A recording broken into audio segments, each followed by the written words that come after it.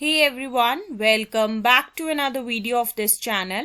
आज की वीडियो में हम डिस्कस करने वाले हैं CSIR नेट जून 2018 के पेपर को और आज की जो हमारी सेक्शन होने वाली है वो है रियल एनालिसिस। तो चलिए स्टार्ट करते हैं आज की वीडियो को। आज के क्वेश्चन में हम मान के चलेंगे कि अल्फा जो है वो बराबर है integral from 0 to infinity 1 divided by 1 plus t square into dt और इसी के साथ ही हमें कुछ स्टेटमेंट्स दी गई हैं और हमें बताना है कि उनमें से कौन कौन सी स्टेटमेंट जो है वो बिल्कुल सही होगी। और ये स्टेटमेंट्स जो है वो हमें दी गई है ऑप्शंस के रूप में।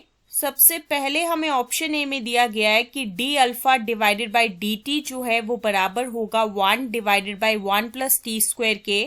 ऑप्शन बी में हमें दिया गया है कि अल्फा जो है वो एक रैशनल नंबर होगा। ऑप्शन सी में हमें दिया गया है कि लॉग ऑफ अल्फा जो है वो बराबर होगा 1 के। और last but not the least हमें ऑप्शन डी में दिया गया है कि साइन ऑफ अल्फा जो है वो बराबर होगा 1 के।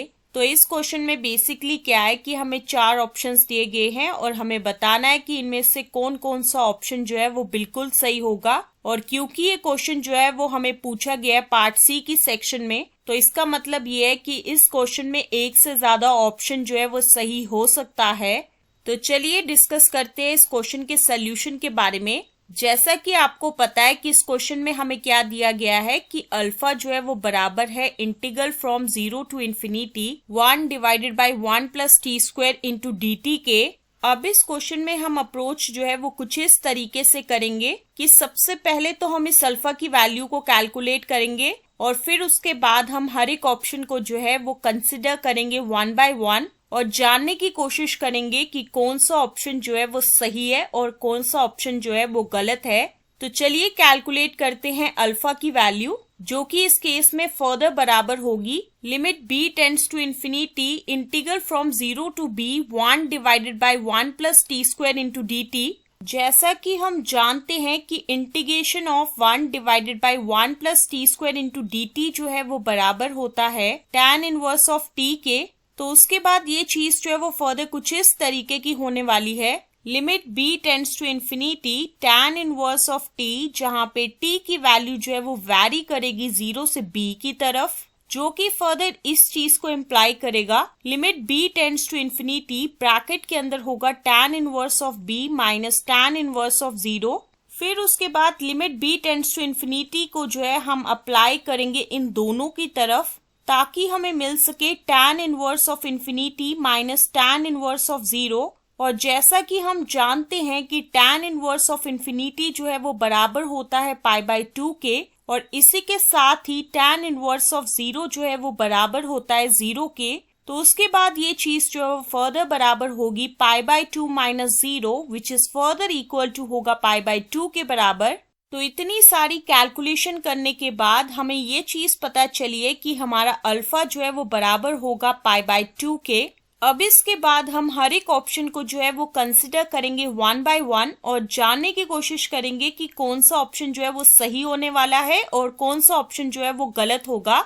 सबसे पहले हम आते हैं हमारे ऑप्शन ए की तरफ, जिसमें हमें दिया गया है कि D alpha divided by D t जो है वो बराबर होगा 1 divided by 1 plus t square के।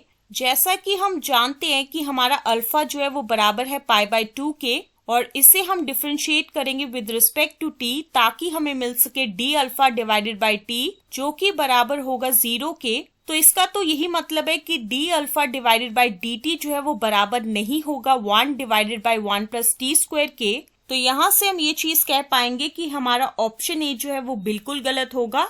ऑप्शन ए के बारे में डिस्कशन करने के बाद अब हम आ जाते हैं हमारे ऑप्शन बी की तरफ, जिसमें हमें कहा गया है कि अल्फा जो है वो एक रैशनल नंबर होगा। और जैसा कि अभी हम डिस्कस करके आए कि हमारा अल्फा जो है वो बराबर है पाई बाई 2 के, जो कि एक इरैशनल नंबर है, तो ऑटोमेटिकली हमारा ऑप्शन बी जो है वो बिल्कुल गलत होगा। ऑप्शन बी के बारे में डिस्कशन करने के बाद अब हम आ जाते हैं हमारे ऑप्शन सी की तरफ, जिसमें कहा गया है कि लॉग ऑफ अल्फा जो है वो बराबर होगा 1 के। तो चलिए जानने की कोशिश करते हैं कि क्या ये चीज जो है वो सही है या ये गलत है। जैसा कि आपको पता है कि अल्फा जो है वो बराबर है पाई बाई 2 के, तो तो यहाँ से हम ये चीज कह पाएंगे कि log ऑफ अल्फा जो है वो बराबर होगा log ऑफ पाई बाय 2 के, जो कि बराबर होगा 0.196 के, और ये चीज जो है वो 1 के बराबर नहीं है। तो इसका मतलब ये है कि हमारा ऑप्शन सी जो है वो बिल्कुल गलत होगा। यहाँ तक हमने ये चीज डिस्कस कर ली है कि हमारे ऑप्शंस ए, बी और सी ये तीनों के तीनों जो है वो बिल्कुल गलत है। तो ऑटोमेटिकली हमारा ऑप्शन डी जो है वो बिल्कुल सही होगा और ये जो है वो आंसर होने वाला है इस क्वेश्चन का। लेकिन फिर भी हम जानने की कोशिश करेंगे कि क्यों हमारा ऑप्शन डी जो है वो बिल्कुल सही है। तो चलिए आ जाते हैं हमारे ऑप्शन डी की तरफ, जिसमें कहा गया है कि साइन ऑफ अल्फा जो है वो बराबर होगा 1 के। जैसा कि हम जानते हैं कि हमारा अल्फा जो है वो बराबर है पाई बाय 2 के, तो यहाँ से हम ये चीज कहेंगे कि साइन ऑफ अल्फा जो है वो बराबर होगा साइन ऑफ पाई बाय 2 के, जो कि फर्दर बराबर होगा 1 के।